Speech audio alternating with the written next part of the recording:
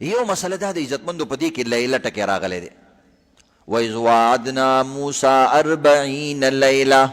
د دې دوو ټکو ډېر ښایسته تفسیر او ډېر مزیدار یو څو خبرې تاسو ته بیانېږي. یو دې کې لیلن راغلی د شپې تذکره، یو پکې 40 والا انسه راغلی ده. نو دې دوو باندې لږ شان خبرې کوو. لیلن پکې راغلی دی نو معلومه شوه عزتمندو د شپې عبادت ډېر بهتره وي.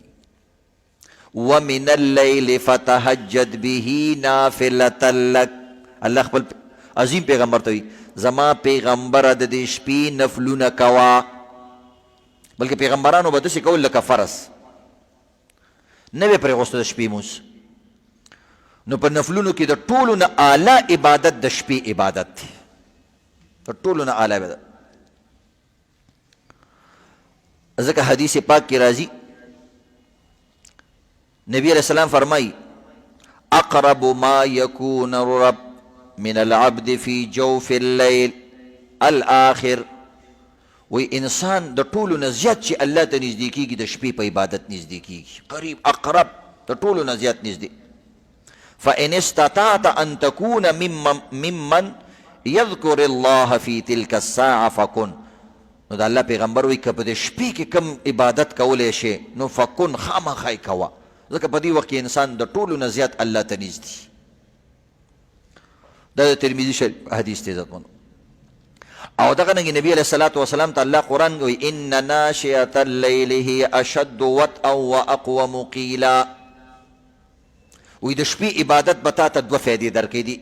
دغه آیات کې الله وایي یو دا دی تا ته به روحاني ډېره فایده درکوي، زړه به دې عزتمندو ډېر مضبوطي، د ګناه کارونو ته به مضبوطي نه به شي ورتلی، نیکۍ ته به ډېر مضبوطي. او دغه رنګې واقوم قیلا خبرې به ستا ډېرې درستي، خبرو کې به دې اثر ډېري چې کوم انسان د شپې عبادت کوي. که عزتمندو یو انسان وایي د شپې عبادت تهجد د ټولو نه بهتر اخیري دی، سحري چې موږ ورته وایي پېشمني، دا د ټولو نه بهترین وخت دی. دې کې دعاګانې ډېرې قبلېږي. که بالفرض یو انسان یې نشي کولی، بار ملکونو کې بعضې کسان وي چې موږ د شپې څوکیداران یو، د شپې ویښ یو، نو موږ که تهجد د ماسخوتن نه بعد کوو یا منځ کې کوو نو بیا نو شان ورشاه کشمیري رحمت الله علیه وایي خیر دی دا هم تهجدو کې راځي ځکه دا هم شپه ده. خو د شپې 3 قسمه منځونه دي او 3 درجې منځونه دي. یو د ټولو نه اعلی دی، هغه د شپې اخري حصه کې دی. یو متوسط درمیانه دی، هغه د شپې درمیانه 12 11 یوه بجه څوک دې ټایم کې ایښي او د کېږي. اکثر زموږ خلک ښاریان دا ټایم اوده کېږي، دغه ټایم وکړو 4 رکاته 8 رکاته 6 رکاته 2 رکاته خو وکړه.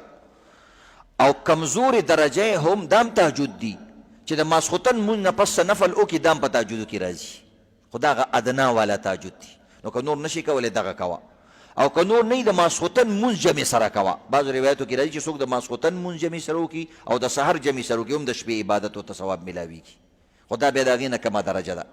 نو دې طریقې سره عزتمندو الله نبي علیه الصلاة وسلام ته د شپې د عبادت او ګوره الله رب العزت قرآن پاک هم د شپې نازل کړی دی. انا انزلناه فی لیلة القدر. الله وایي ما د لیلة القدر په شپه کې قرآن نازل کړی.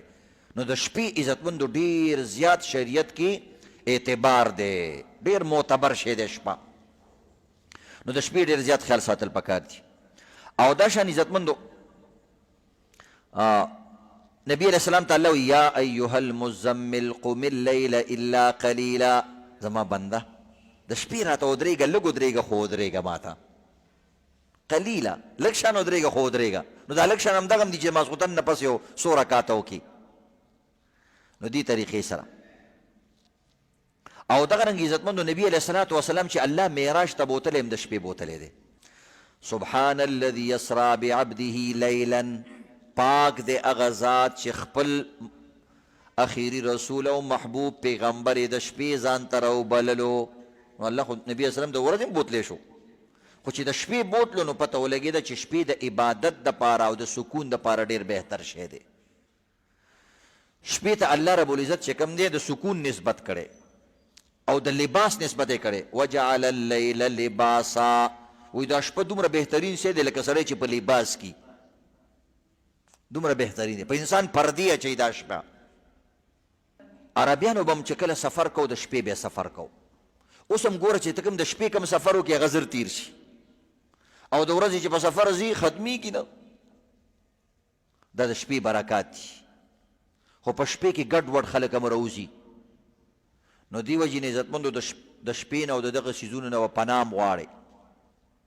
بعضې کوټګران تعویذګر خلک دا خلک دي د دې نه وکړي.